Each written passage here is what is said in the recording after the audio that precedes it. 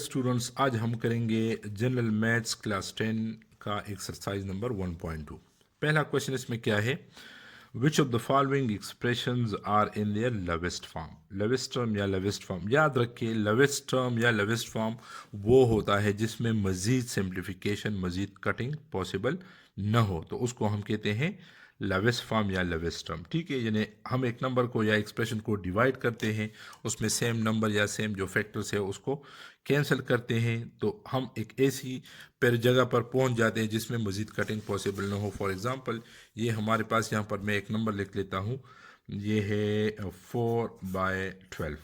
ठीक है, इसमें हम कटिंग करते हैं। देखिए ये 2 मल्टीप्लाइड बाई 2 है और ये 2 मल्टीप्लाइड बाई 6 है, तो 2 और 2 कट जाएगा। कैंसिलेशन के बाद हमारे पास है 2/6। ठीक है, इसमें मजीद कटिंग पर पॉसिबल है 2 1 जार 2 और ये 2 3 जार 6, तो सेम जो कॉमन इसमें फैक्टर्स है वो कट जाएंगे और आपके पास 1/3 रह जाएगा। अब 1/3 ऐसी पोजीशन पर, ऐसे स्टेज पर हम आ गए हैं कि इसमें मज़ीद कटिंग जो है वो पॉसिबल नहीं है। जब मज़ीद कटिंग इसमें पॉसिबल नहीं है, कैंसिलेशन पॉसिबल नहीं है, तो उसको हम कहते हैं लवेस्ट टर्म। ठीक है, ये जो था ये लवेस्ट टर्म नहीं था क्योंकि इसमें मज़ीद सिंप्लीफिकेशन पॉसिबल है आफ्टर फैक्टराइजिंग। इसको हमने फैक्टराइज किया, इसको हमने फैक्टराइज किया और फैक्टराइज होने के बाद अगर दोनों में पी ऑफ एक्स में यानी न्यूमरेटर में और डिनोमिनेटर में कॉमन फैक्टर यानी एक जैसे नंबर या एक जैसे फैक्टर मौजूद हैं, तो वो तो कट जाएंगे और जब कट जाएंगे तो वो सिंप्लीफाई हो जाएगा। ठीक है, तो अगर फैक्टराइजेशन के बाद इसमें कॉमन फैक्टर्स मौजूद हो तो उसे हम कहते हैं कि ये लवेस्ट टर्म में नहीं है क्योंकि इसमें कटिंग पॉसिबल है। ठीक है, जिस तरह ये है। अच्छा, अब हमारे पास 3/5 है, ये जो है ये लवेस्ट टर्म है क्योंकि अगर इसको हम फैक्टराइज भी करें यानी 3 1 जार 3 और 5 1 जार 5, ठीक है, तो 1 और 1 कट जाएगा तो वही 3/5 आ जाएगा, सेम टू सेम। ठीक है, तो ये जो है इसको अगर हम फैक्टराइज भी करें तो ये इसी फॉर्म में दोबारा आ जाएगा, यानी ये ऑलरेडी लवेस्ट टर्म है और वो लवेस्ट टर्म नहीं। इसी तरह जो एक्सरसाइज है 1.2, इसमें भी क्वेश्चन नंबर 1 इसी तरह से x+1 डिवाइडिंग बाई 2x-1।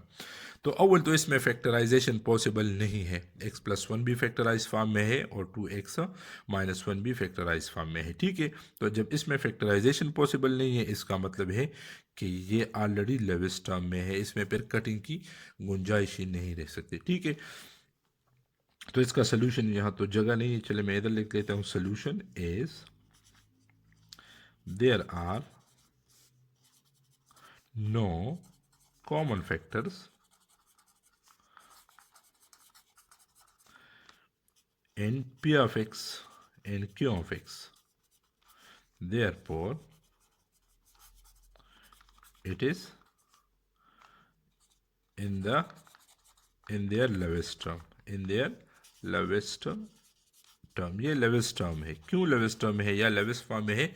क्योंकि इसमें मज़ीद कटिंग पॉसिबल नहीं है। जब मज़ीद कटिंग, मज़ीद सिंप्लीफिकेशन इसमें पॉसिबल नहीं है, इसका मतलब है ये लेवेस्ट फॉर्म में है। ठीक है, जहाँ तक किसकी बात है सोल्यूशन, ये हमारे पास है लेवेस्ट टर्म में ये नहीं है क्योंकि इसमें हम फैक्टराइजेशन के बाद कैंसिलेशन पॉसिबल है। किस तरह देखिए, यहाँ से अगर हम 3 कॉमन ले लें तो x² + 1 आ जाएगा और नीचे से जब हम 9 कॉमन ले ले तो आपके पास x+3 आ जाएगा। ठीक है, कॉमन लेने के बाद इसमें 3 1 जार 3 और 3 3 जार 9, यानी इसमें कैंसिलेशन हो जाती है और आपके पास x² + 1 dividing by 3 into x+3 आ जाएगा।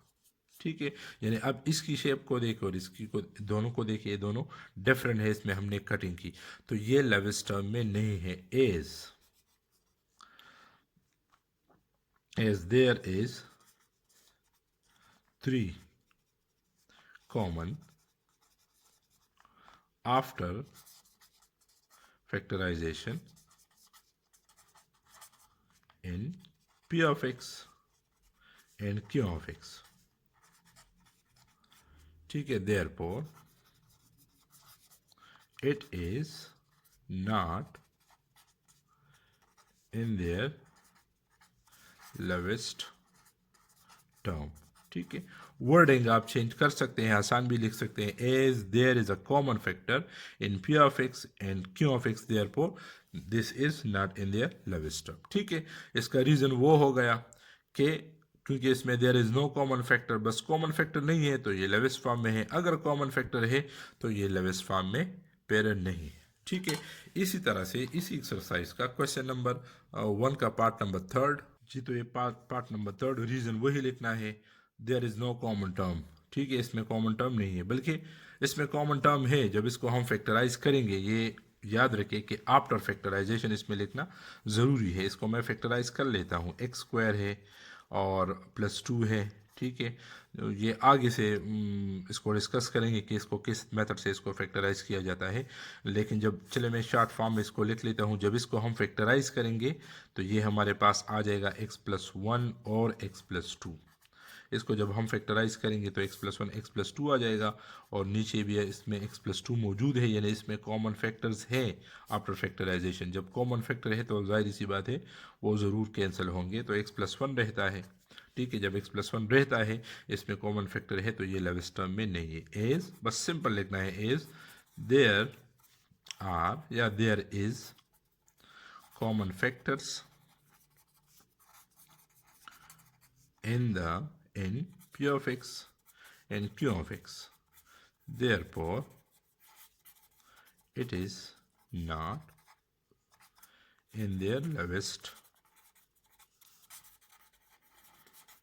term। ठीक है, जिस तरह कंडीशन पार्ट नंबर 2 के लिए था, बस आपने वो मेंशन नहीं करना, आपने जस्ट ये लिखना है क्योंकि इसमें कॉमन टर्म मौजूद है, कॉमन फैक्टर मौजूद है आफ्टर फैक्टराइजेशन, इसीलिए ये लोवेस्ट फॉर्म में नहीं है या लोवेस्ट टर्म में नहीं है। तो बिल्कुल इसी ट्रैक पे चलेंगे। पार्ट नंबर 4 का आप देखिए, इसमें भी फैक्टराइजेशन पॉसिबल है और आफ्टर फैक्टराइजेशन इसमें भी कॉमन फैक्टर मौजूद है। तो इसका भी बिल्कुल स्टेटमेंट, इसका जो आंसर है वो 3 की तरह है कि as there is a common factor in P of X and Q of X, therefore it is also not in their lowest term. ये भी, इसमें भी कटिंग पॉसिबल है। x² - 4 की जगह हम लिखेंगे x+2 इंटू x-2, तो एक इसके साथ कट जाएगा। ठीक है, पार्ट नंबर 5 को देखिए, ये भी लोवेस्ट टर्म में नहीं है क्योंकि इसमें अगर हम 2 कॉमन निकाले तो वो नीचे वाले 2 के साथ कट जाएगा, यानी इसमें भी कॉमन फैक्टर मौजूद है after factorisation, therefore it is also not in their lowest term.